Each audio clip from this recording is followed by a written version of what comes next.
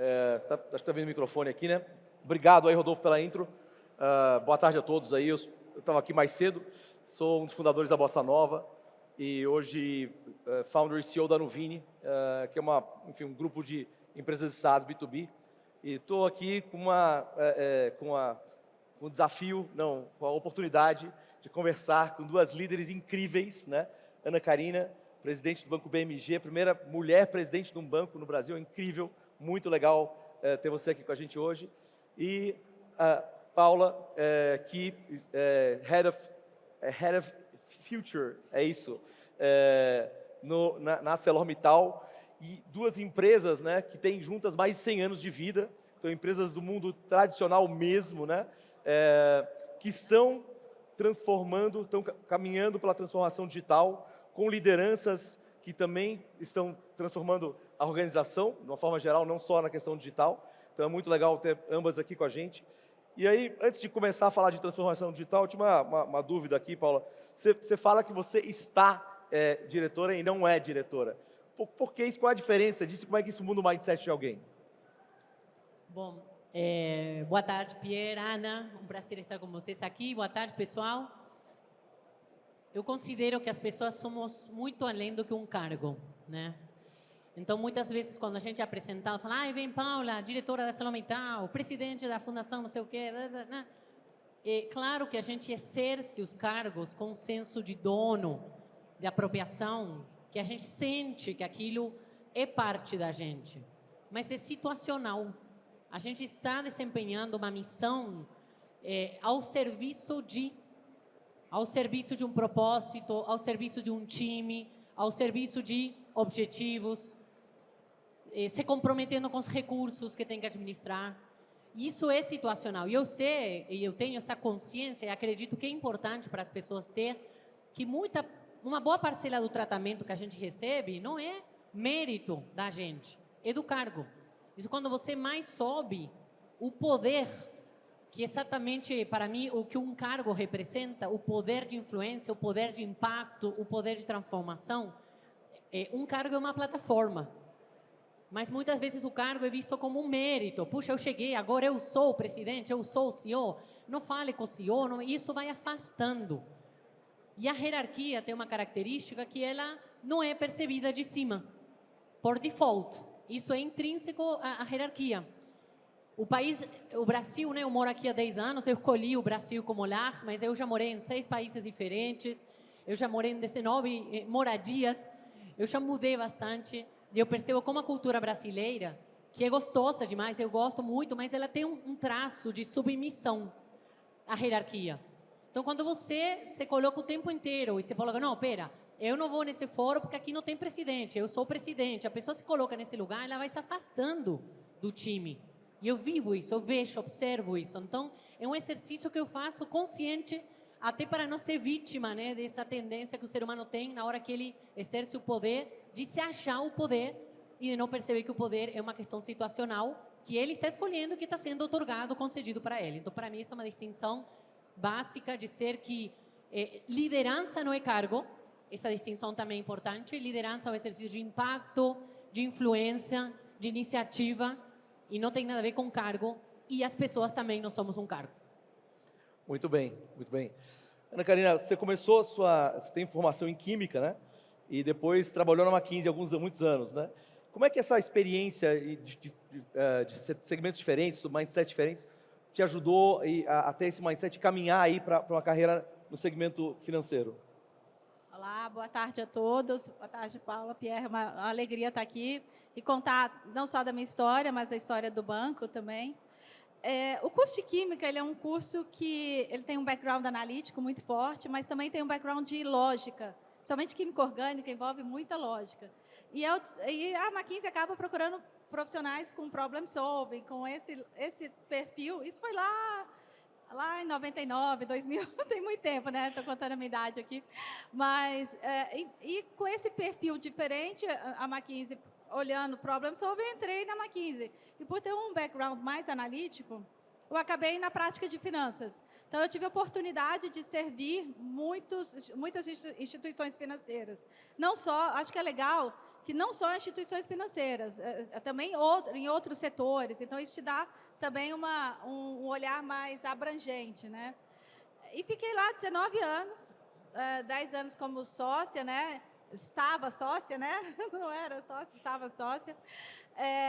E eu vejo assim, o fato de você, fora do banco, numa consultoria em que você precisa apoiar um CEO a liderar muitas transformações, te dá o ferramental que era o que o BMG precisava nesse momento.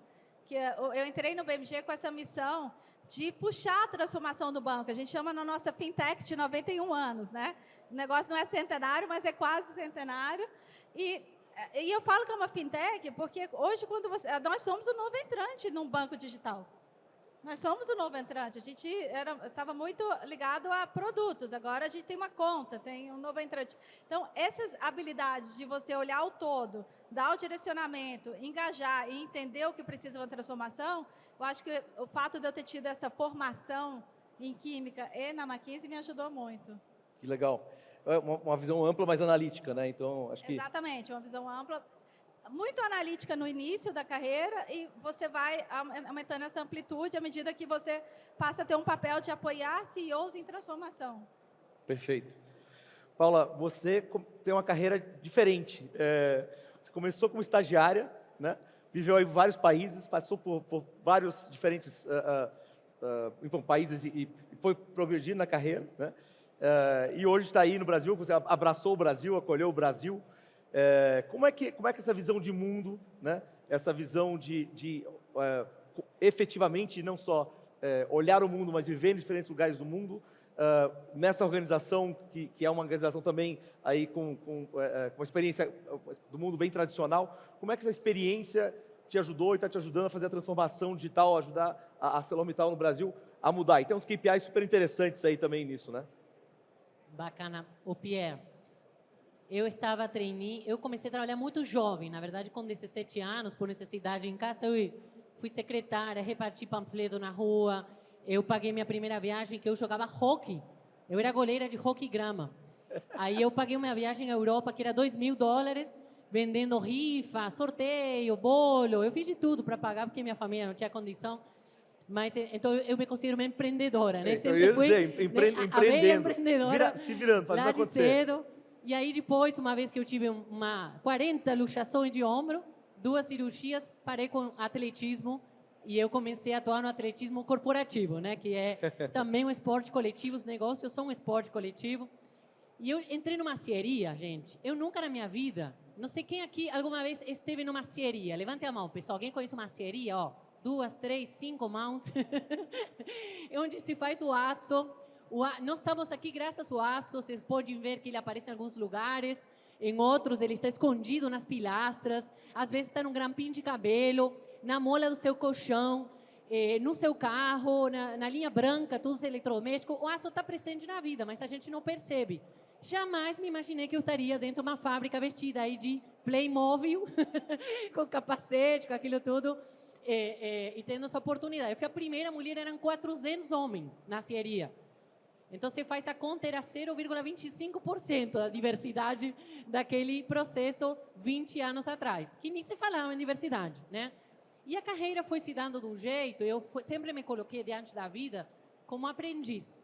O que eu posso aprender com essa oportunidade? O que eu posso experimentar de novo? E aí fui para a Europa, fui para Trinidad e Tobago, na América Central, para o Canadá. Um dos principais aprendizados que eu tive para fazer essa long story short é que cultura, gente, cultura é cultura. Não tem cultura boa, cultura ruim. Tem gente que fala, não, minha cultura é melhor. E a gente precisa entender, né, o que é cultura. São padrões de comportamento que são incentivados, desincentivados, tolerados pelas pessoas e pelos sistemas ao longo do tempo. São essas 4 características que comportam uma cultura organizacional ou uma cultura de um país. E quando você entende esse lente através do qual a gente enxerga a realidade, você percebe que a sua visão de mundo é apenas uma visão de mundo. Não é a visão do mundo. A gente não é dono da verdade. Essa aqui é a minha verdade. Isso é o que faz sentido para mim. E a gente fazer essa distinção de entender o lugar de fala do outro, exercitar o tal da empatia, é tão importante, porque grande parte das discussões e dos bloqueios organizacionais se dão justamente por diferenças de entendimento de valores comuns. O que nós vamos tolerar aqui? O que nós vamos convergir? O que nós queremos criar de dissenso para criar realmente uma empresa inovadora, diversa, pensamento fora da caixa, mas o que a gente não vai ter discussão. Então, isso é um exercício que precisa ser feito, porque a cultura ela existe, mesmo que você, como líder, não lidere essa cultura. Então, você pode ter uma cultura que a gente chama a culture of chance e culture of choice. Você pode ter uma cultura que é fruto do acaso, mas ela está aí. E ela influencia, porque nós somos agentes culturais que influenciamos a cultura, somos influenciados por ela, ou podemos ignorá-la. E a cultura se define pelo pior comportamento tolerado nela. Então, olha o Brasil. Eu estava na Europa, gente. Você cruza, atravessa na faixa pedestre. Não tem jeito. É comportamento coletivo. Você chega no sinal, você vê um bonequinho vermelho, ninguém atravessa, você não vai atravessar. Agora, se você está no ambiente que vê o sinal vermelho e todo mundo ignora aquilo, aquela regra, qual que é a mensagem que você está dando para uma criança que observa aquilo? Você está ensinando a sua cultura, você está ensinando o que você tolera. Então, acho que isso vale para um país, vale para uma sociedade, vale para uma empresa, e por isso se fala hoje que a cultura organizacional é a nova disciplina do management, né? É o que o marketing foi nos anos 80, porque é por lá que um líder, pensa no Mr. Mittal, você falava, né? 200 mil empregados no mundo inteiro. Como é que um líder ele fica accountable, que é um pouco diferente de responsável, a tradução não é, mas como é que ele se faz responsável do comportamento de 200 mil pessoas em 60 países? É liderando a cultura. É sendo claro o que nós vamos tolerar aqui, o que nós não toleramos, não abrimos mão, e o resto é um campo de criação, de imaginação, de potencial da inovação que esse time pode vir a trazer desde esse lugar de potência único daquele time, né? Perfeito. E aí a gente fala um pouquinho mais de inovação na sequência aqui, mas eu queria perguntar para a Ana Karina, você comentou aí que vocês são uma fintech, né? Uma fintech de quase 100 anos. Você tem um desafio do momento de mercado, de muita transformação em vários segmentos. Fintech virou a palavra há 10 anos atrás, o Romero falou que não existia startup, fintech também não existia. Quando eu comecei lá em 96, era site, não existia esse termo. E aí você começou primeiro como conselheira, foi chamada para ser conselheira, e na sequência foi convidada a ser CEO do banco, né? Que é uma responsabilidade grande, um desafio grande, e é um desafio porque o momento de mercado é desafiador, mas também porque você tem uma missão clara aí, e eu queria que você contasse um pouco aí dessa visão, dessa missão, que você está transformando a empresa, os produtos, mas também um pouco da cultura, né? E você pudesse compartilhar isso com a gente. Não, vou contar. Obrigada. O seguinte, vamos só dar um contexto. O BMG foi muito conhecido, né, nos últimos 20 anos como o banco do consignado. E fazendo o consignado através de parceiros. Então, um B2B, B2C. E sua relação com o cliente, então, era uma relação por um produto. O cliente adquire um produto contigo, mas você não tem uma relação do dia a dia com você. Então, o que é a transformação? É você sair de um banco de nicho para um banco completo, e um banco completo digital. Por isso que é uma fintech. Em sendo um banco completo digital, é um novo entrante no mercado. Então, assim, é uma fintech de fato. Mas como é que você faz isso? Vou fazer um canal digital e trazer clientes? Não, isso não adianta nada. Você botou um ponto importante aí, Paula, da cultura, mas você tem que mudar em todas as dimensões. Então, vamos lá. Olhando primeiro para fora, para o cliente, né? Toda a interação que a gente tinha com o cliente, você tinha uma pessoa junto com o cliente com um papel. Você tem que digitalizar tudo isso. Então, a gente virou o ano de 2020 para 2021 com praticamente 100% das nossas operações do modelo antigo digitais. Isso eu não estou falando do canal digital ainda, nem do banco digital, mas é digitalizar toda a nossa ponta, todos nossos parceiros, né, para o modelo digitalizado. Depois, adicionar o canal digital. Aí você tem que trazer uma cultura de centralidade no cliente. Porque quando você é totalmente B2B, B2C, quem que é seu cliente? Fica uma dúvida na organização. O meu cliente é o primeiro B, o meu cliente é o C. E aí você trazer toda a sua organização para entender que o seu cliente ali é o cliente final, que vai interagir. Ele não vai ter só um produto contigo, ele vai, além desse produto, ele vai ter uma conta corrente contigo e o dia inteiro vai interagir com você. Então, como é que você traz a melhor experiência para esse cliente?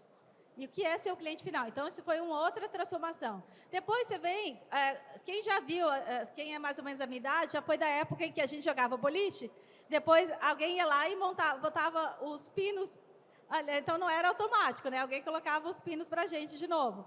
Você não pode ter um banco digital em que a sua área de operações tem alguém ali botando os pinos. Então, você também tem que trabalhar toda a automação da sua área de operações. Não pode ser daqui para fora um canal digital e para dentro totalmente manual. O cliente não consegue resolver. Depois, atendimento. Não tem nada mais desesperador do que a sua conta sair do ar e você não conseguir falar com o banco.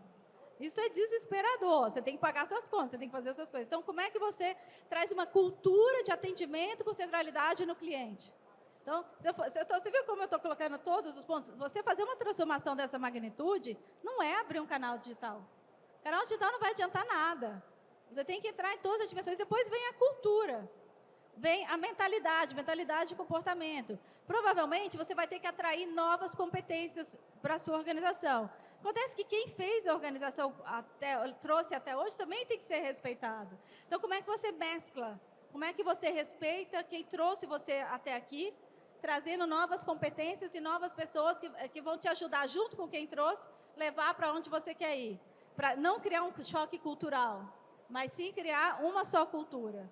Porque cultura, o que é? Etéreo, né? Mentalidade e comportamento coletivo.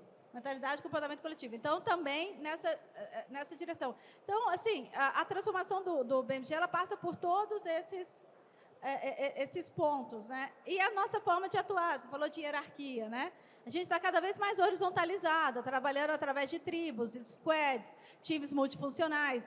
Essa é uma outra diferença, você tem que ser extremamente colaborativo. Não dá para você ter uma transformação dessa magnitude, cada um fazendo o seu.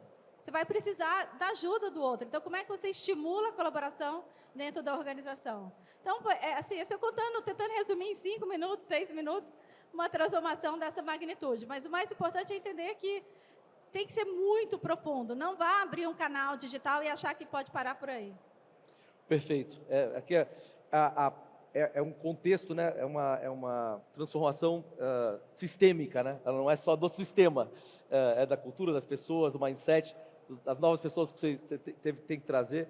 Eu acho que isso é super importante. Quando a gente fala de transformação digital, às vezes as pessoas acham que é isso. Vamos digitalizar esse processo, ou vamos botar na Amazon lá com o nosso amigo Fred, e agora nós somos digitais, né? Mas, na verdade, essa é uma pontinha do iceberg, né? O iceberg todo, o negócio todo é muito mais profundo e muito mais amplo. E, Paula, nessa transformação digital de uma indústria, né, milenar, né? Você falou, tem aço no grampo, tem aço em tudo, na verdade. Como é que vocês estão fazendo isso? Porque vocês estão fazendo isso há algum tempo e tem alguns resultados interessantes. Como é que tem sido esse processo com vocês?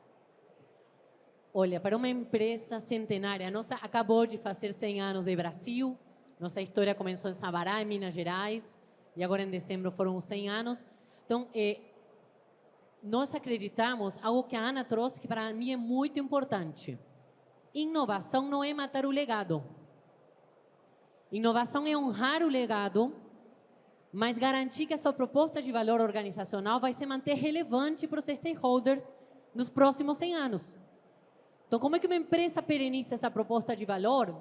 Para nós, isso, Pierre, e a gente já atuava em inovação, porque tem grandes marcos dessa história que se pautaram no pioneirismo. Foi a primeira empresa integrada da América Latina, né? A primeira usina lá em Sabará, o primeiro trilho do Brasil foi construído, né, produzido lá, o primeiro aço a ser vendido na internet em 2006, no e-commerce, primeiro laboratório de inovação aberta da indústria mundial do aço aqui, o Açolab, premiado.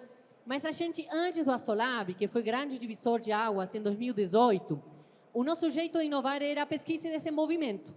Então, era inovação portas para dentro, fechada, 1.500 engenheiros, né, Rodrigo? Mais ou menos ao redor do mundo inteiro. Então, assim, de aço, a gente sabia e sabe pra caramba, é o core. mais de varejo, né? De chegar no serralheiro, porque a gente vende para a maior construtora da América Latina e vende para o serralheiro na nossa estratégia, que também é B2C, que tem 150 pontos de venda, que tem franquia, que tem loja container, loja própria. Essa é a nossa estratégia. É por isso que nossa cultura precisa ter foco do cliente. Não é para que as pessoas só fiquem felizes, é para que a estratégia saia do papel, né? Que, no final das contas, a estratégia é um conceito que se materializa com a cultura. A cultura é a verdadeira vantagem competitiva que ninguém pode copiar. Pode copiar produto, pode copiar até a própria estratégia. Puxa, eu vou ir no B2C, mas o jeito coletivo de fazer, só a gente vai ter esse nosso lugar de potência, né? Então, a gente começou a entender que mesmo sabendo de aço, precisávamos aprender de varejo. Colocamos o capacete aí da humildade, né, Rodrigo? Fomos um mundo lá fora, Vale do Silício, congresso de inovação, imersões, e a gente começou a aprender nesse exercício da busca do não saber, que a gente precisava criar um espaço, um time e uma estratégia focada numa experimentação que incentivasse o erro também como parte do aprendizagem. Imagina uma empresa de risco 4. Você tem um erro numa seria, uma pessoa morre. Então, o rigor que a gente tem, a disciplina, os processos, procedimento, é necessário para o core business. Então, a gente começou a inaugurar o ambidestrismo. Então, hoje o Rodrigo, que está aqui me acompanhando, agora a gente já foi além. E aí, nesses 3 anos, Pierre, fizemos 80 MVPs, dos quais 25 já estão em fase de rollout. Tudo isso com potencial de ganhos de mais de 100 milhões de reais, 20 milhões de reais, só com recurso incentivado, né, Rodrigo? A gente está craque aí nas leis de fomento, que o que não falta, gente, é recurso para investir. O que falta é empreendedor querendo fazer acontecer, tá, né? Tá cheio de investidores, né, Pierre? E a gente entendeu, agora temos um fundo CVC, chama Asolab Ventures. Aproveito aí para fazer o spoiler. André vai depois distribuir um QR Code, porque a gente já está com um processo super bacana. Para vocês terem uma ideia, nós estamos presentes em 60 países. Primeiro fundo de investimento em startups aqui no Brasil. Primeiro laboratório de inovação aberta aqui no Brasil. E acho que o mais interessante disso tudo, Pierre, é que a gente está aprendendo de um jeito diferente o que a Ana falou. Colaboração, o valor precisa fluir. Para uma empresa que era extremamente vertical, comando e controle, abrir mão desse comando e controle, inaugurar cada vez mais mecanismos horizontais, colaborativos e de cocriação, e fazendo igual hoje, né? Patrocinando o evento, sendo um ator protagonista do ecossistema de negócios, que ele tem que se tornar mais inovador e competitivo, e a gente tem que incentivar e promover essa mentalidade, né? Muito bem.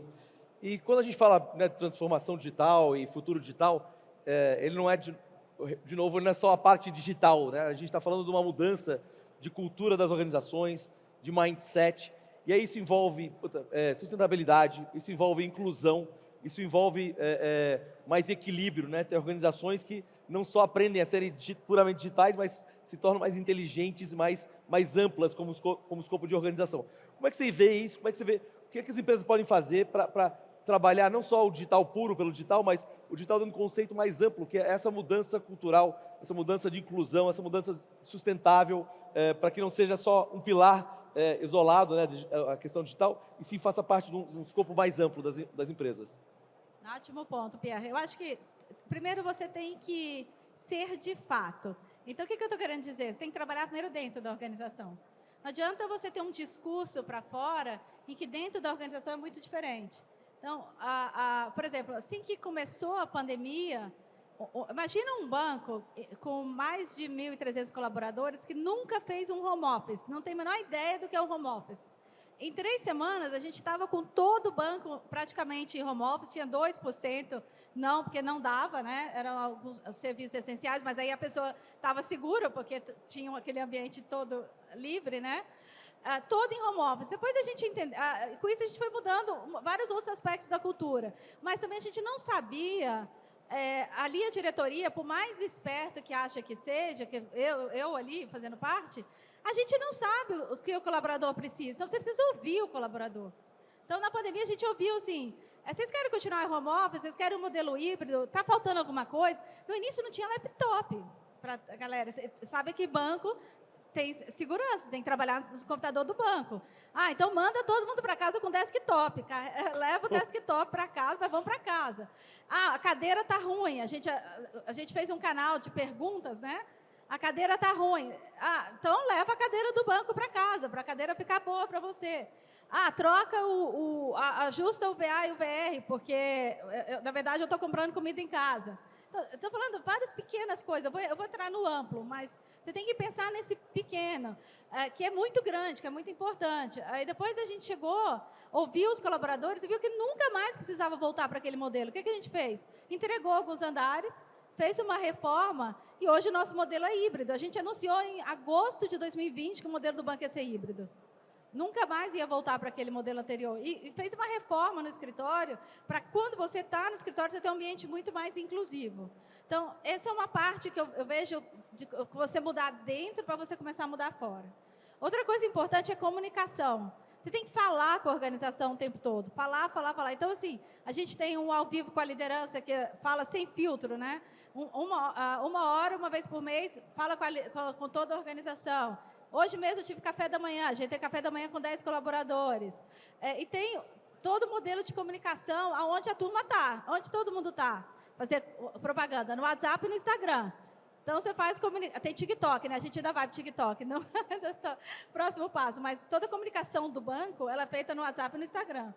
Ela não é feita no e-mail ou em algum lugar. Então, tem muita comunicação. E aí, você traz toda essa turma para te ajudar no trabalho social, trazer a turma, engajar com um propósito, né? O BMG, ao ter sido o banco do consignado, foi um banco que bancarizou muita gente, uma população que não tinha acesso à bancarização. Tem um produto que chama cartão consignado, que você traz uma pessoa que nunca teve acesso a um e-commerce a poder ter um meio de pagamento. Um meio de pagamento para poder ter um e-commerce. Então, trazer isso para a organização, para todo mundo entender o que a gente pode fazer diferente. Qual é o seu papel na bancarização? Como é que você pode ajudar nesse sentido? O outro lado é a diversidade. Não é uma loucura o número de CEOs mulheres? O último número que eu vi na S&P 500, eu acho que era 3,5%. Quantas mulheres talentosas tem por aí? Por que 3,5%? Então, a gente começou a fazer muito barulho para fora desse ponto, de aumentar a equidade de gênero. Mas a gente está trabalhando a diversidade como um todo, não só a equidade de gênero. Mas aproveitar o fato, eu tenho um conselho que são 4 mulheres e 5 homens. Então, até brinca, a nossa reunião lá é dominada pelas mulheres, né? Mas, assim, não é à toa que o conselho tem 4 mulheres e 5 homens. Foi o fato de você trazer complementaridade de pensamentos. Essa é a beleza da diversidade. Então, assim, foi mudança de dentro para fora, mas o propósito da turma para saber o que você pode impactar na bancarização das pessoas, trazer a bandeira da diversidade. Então, isso não para, a gente ainda está trabalhando, mas assim, o trabalho ESG ele é bem grande. E o BMG pode, sim, ter um papel importante como protagonista desse trabalho. Então, perfeito. Eu tenho certeza que vai ser, especialmente com a sua liderança aí. Legal, eu não tinha noção que o conselho já estava equilibrado assim. Muito, muito legal. E você, Paula, você estava falando, era uma mulher de 400. Como é que está evoluindo isso? Como é que está sendo essa mudança de impacto, essa mudança de inclusão, essa mudança de mais equilíbrio, né, numa organização mais, eu não gosto de falar inteligente, mas mais evoluída, vai. Evoluída e inteligente. Eu acredito que tem a ver com uma evolução da inteligência humana e não inteligência no sentido cognitivo, né? Mas no sentido relacional, no sentido estratégico. Primeiro ponto que a Ana destaca quando ela fala da importância da mudança ser genuína, né?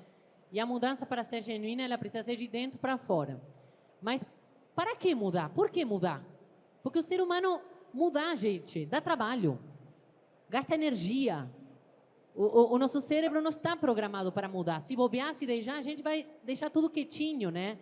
Porque não tem conforto no crescimento e na mudança, assim como não tem crescimento na zona de conforto. E nem sempre dá certo, né? A primeira vez. Nem sempre mudar, nem sempre dá certo, nem sempre mudar é para melhor, né? Nem sempre mudar é melhorar. Então, eu acho que o primeiro é entender por que o mundo está falando. Acho que caiu meu microfone. Peraí. Ajuda, é câmbio. Aqui, vamos lá? Vamos que vamos. Por que o mundo fala tanto hoje em ESG? Por que se tornou essa palavra da vez, né? Assim como alguns anos atrás, inovação foi a palavra da vez, sendo que o ser humano inova desde que é homem e mulher, né? Eu acho que o ESG está trazendo para os negócios, e a pandemia foi um grande acelerador de tendências de mudança que estavam latentes na sociedade, transformações profundas, que têm a ver muito mais com transformações humanas do que com transformações tecnológicas. Acho que a tecnologia é um alavancador, porque a gente chegou no entendimento de que não existem negócios com sustentabilidade. No futuro, só haverá negócios sustentáveis. A sustentabilidade é um valor inerente aos negócios. Precisa ser. Então, estava falando da mudança, e o ser humano muda por dois motivos. Ou porque ele precisa, ou porque ele quer. Nós mudamos por vontade de querer evoluir, de querer ser melhor, por ver um ganho maior no custo que a mudança tem, no esforço que vai me demandar, ou porque a gente precisa, tem uma variável de contexto, tem algo que nos faz mudar. E ainda a gente pode unir os dois, a necessidade e a vontade, aí dá um potencial transformador incrível, né? Então, como é que isso tem acontecido no nosso caso? Eu contei a história de 1 em 400 e 15 anos depois eu me tornei 1 em 10. Eu fui a primeira mulher a chegar na diretoria, no C-Level da América Latina, onde eu estou. Então, passei de 0,25% a 10%. Crescimento mais do que exponencial aí, né? Crescimento exponencial em 10 anos, 15 anos. Brincadeiras fora. Nós temos o entendimento de que o necessitar tem a ver com a inclusão. Quando você vê a população brasileira e a gente olha o retrato da ArcelorMittal, que é uma amostra da sociedade, nós estamos longe de ser um exemplo em termos de diversidade e inclusão. É só olhar os números, a gente tem que evoluir muito. E quando a gente traz isso para nós como valor, qual que é o motivo por qual uma empresa tem que trazer isso para a sua pauta? Porque se você deixa na mão de um governo, de políticas públicas, os mandatos são de 4 anos.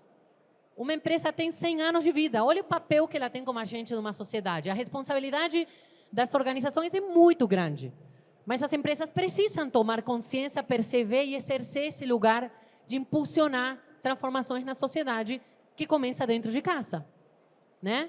Então, nós definimos lá atrás uma política, criamos um grupo e, o mais importante, assumimos compromissos públicos. O ser humano é movido por metas. E metas não são cotas, é diferente, tá? Metas, ambições de negócios. Aí nós decidimos que queríamos ter 30% de mulheres em toda a empresa. Gente, você pode falar, mas Paula, você tem que ser 50%. Nós estamos em menos de 15%. Então, nós vamos duplicar a quantidade de mulheres. Isso, na operação, é um grande desafio. Começa desde banheiro, vestiário, né? Tudo, até quebrar os vieses inconscientes da galera que fala, não, essa posição aqui não é para mulher, que a mulher não tem força. Eu falei, bem, vamos ver isso, que a mulher não tem força, né? Então, a gente precisa revisitar as próprias crenças e entender que, além de ser um processo de acolhimento, de tomada de consciência, de letramento, de educação, é um processo de assumir compromissos e ir evoluindo nessa causa que o Ana falou. É só olhar as pesquisas da McKinsey que fala como aumenta a rentabilidade, como aumenta a inovação, como aumenta o market share, que talvez sejam os 9 porquês que eu sempre falo. 10 razões, eu falo 9, né? 10, 9, 8. Eu trago esse tantos indicadores. E eu chego na primeira, que para nós é a mais importante. Porque sim. Porque é o certo. Eu tenho 2 filhas, sabe? A de 8 fala, mamãe, por quê? Por quê? Por quê? Por quê? No final você já fala, porque sim, filha, porque eu te amo, porque mamãe sabe o que é melhor para você. Então eu chego para meus líderes e falo, porque sim, porque é o certo. Porque do jeito que a gente vinha fazendo estava errado, a gente precisa corrigir, equilibrar esses pratos, né? E é papel dos líderes trazer isso para a nossa pauta, porque o líder, como falamos no início, a liderança é esse exercício de tomar iniciativa e os cargos é justamente o poder de influenciar essas transformações, né? E isso tem um potencial de criar na empresa um lugar de potência. O fato das pessoas, hoje tem pessoas gays aparecendo na empresa por todo canto. Elas estavam aí, mas tinham vergonha de falar. E agora se sentem à vontade de ser quem elas são, de trazer toda a sua riqueza, todo esse lugar de potência, porque não vão ter nenhum tipo de represália só pela orientação sexual, pelo jeito que ela pensa, pelo jeito que ela veste, se vem com o negócio furado. E está ótimo. Agora, 3 anos atrás, o cara fala, não, aqui tem que vir trabalhar desse jeito, a roupa tem que ser assim, o negócio tem... A gente quebrou esses paradigmas, né, Rodrigo? Em 3 anos, a empresa fez assim. E é incrível ver como isso desbloqueia um lugar de potência humana que está aí. Então, basicamente, para mim, isso, Pierre, Ana, é um processo de humanização. A gente está tirando as pessoas dessa caixinha, falando, você tem que ser daquele jeito, não fala, não questiona o chefe, não sei o quê, segue. Não. A gente agora escuta. A gente traz as ideias, traz o lugar de potência, a criatividade, e é isso que vai nos distinguir das máquinas, né? Porque as máquinas estão se tornando foda aí, né? Em fazer, tudo que é repetitivo e tal. Isso aí deixa para a máquina. A gente precisa trazer intuição, criatividade, imaginação, ética. Isso é o ser humano que vai trazer sempre. Essas são qualidades nossas que a máquina nunca vai poder copiar. Então, a diversidade, inclusão e o ESG, cuidando do planeta, cuidando das pessoas, que inclusive é nosso propósito, né? Aços inteligentes para as pessoas e para o planeta.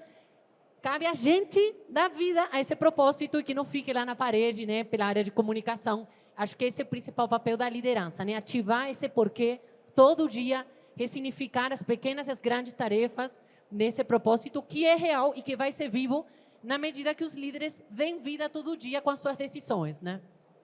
Perfeito, muito bom. Ambas aí estão liderando o processo de transformação, a Arcelor há mais tempo, e você numa jornada aí incrível.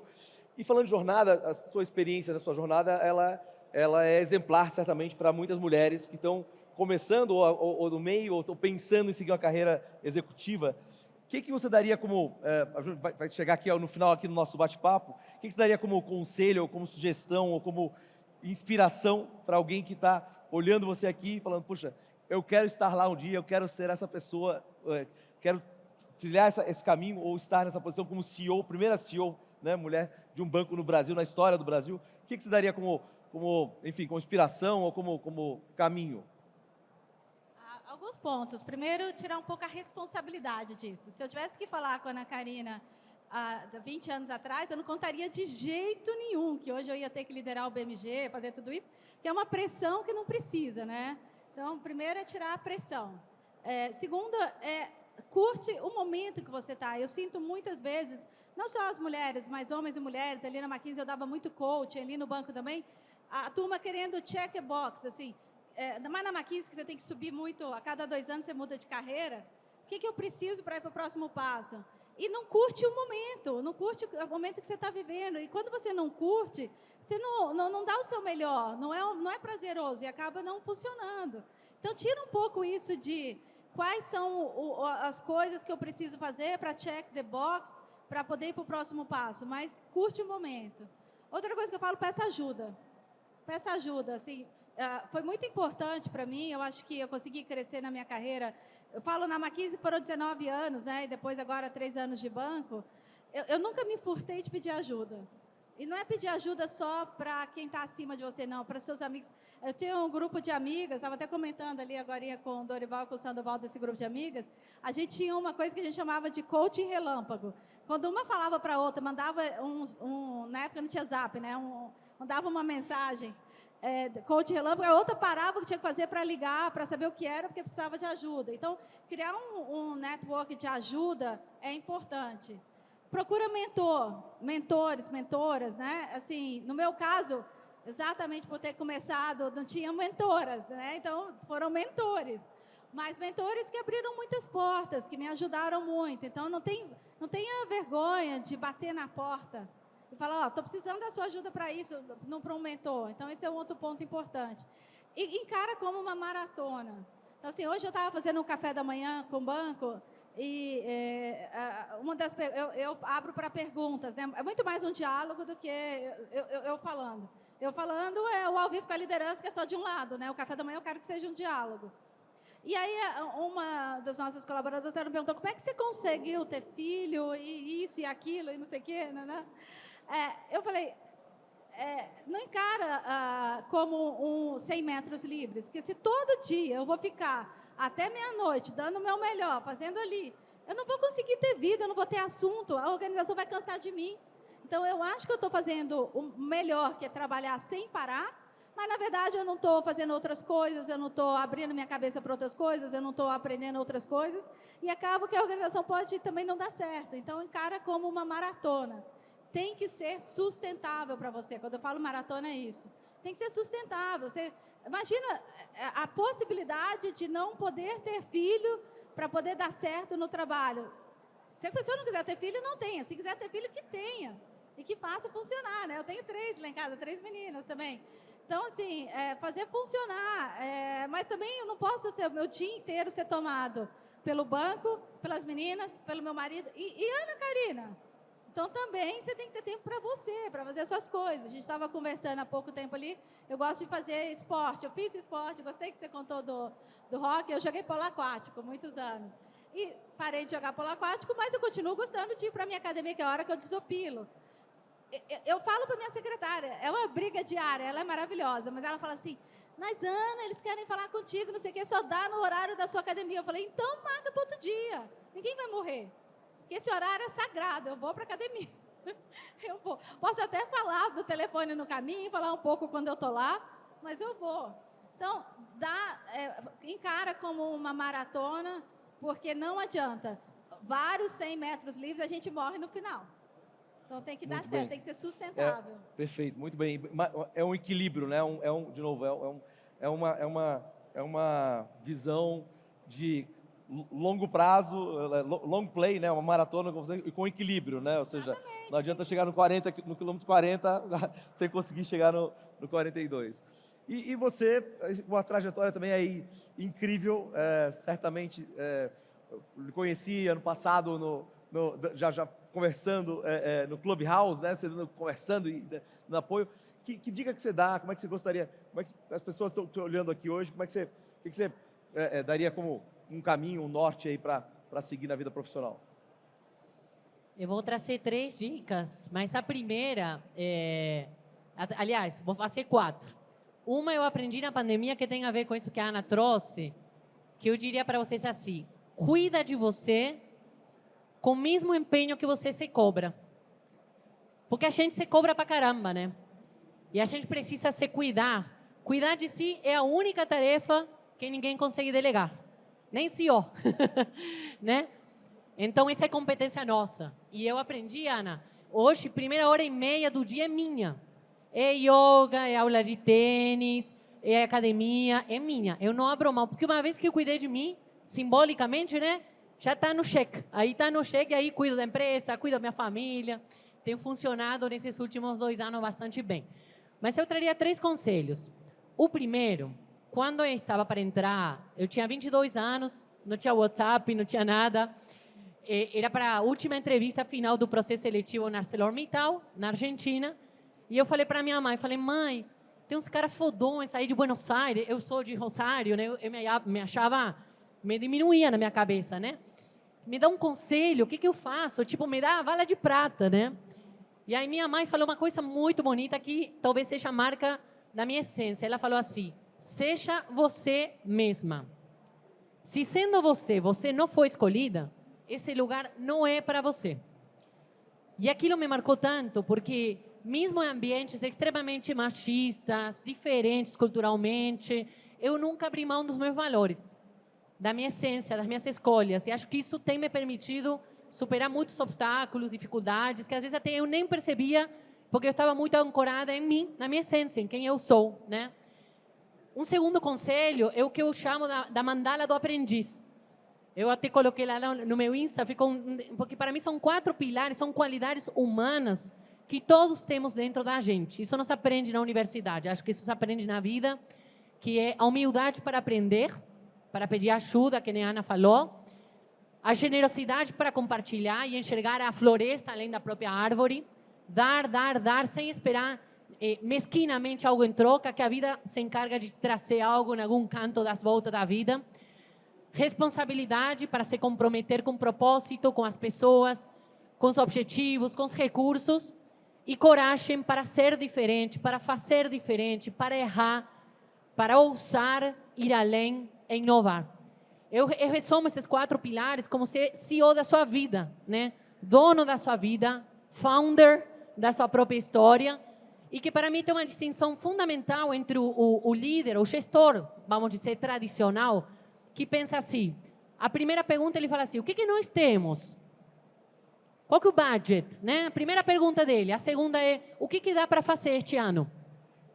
Já o cara que é empreendedor, o líder, que quer fazer acontecer, pensa assim, primeiro, o que nós queremos? Primeira pergunta, objetivos. A segunda é, o que nós precisamos? Então, você nunca subordina os objetivos aos recursos, porque os recursos, por natureza, são escassos. Então, se a gente começa pelo recurso, começou mal, começou dentro do quadrado. Então, a gente precisa sonhar mais grande, redundantemente falando errado o português, mais grande mesmo, maior. Precisa aumentar o tamanho dos sonhos, que, como eu falei, não falta recurso, não falta investidor, querendo alavancar pessoas com vontade, com disciplina, com noites sem dormir, que a Ana falou, com dedicação para fazer acontecer o sonho. Perfeito. Bom, com isso encerramos aqui nosso painel. Muito obrigado, Ana, Paula. Acho que um contexto mais humano, mais holístico e mais inteligente em vários formatos aí. Obrigado pelo tempo de vocês e obrigado a todos vocês.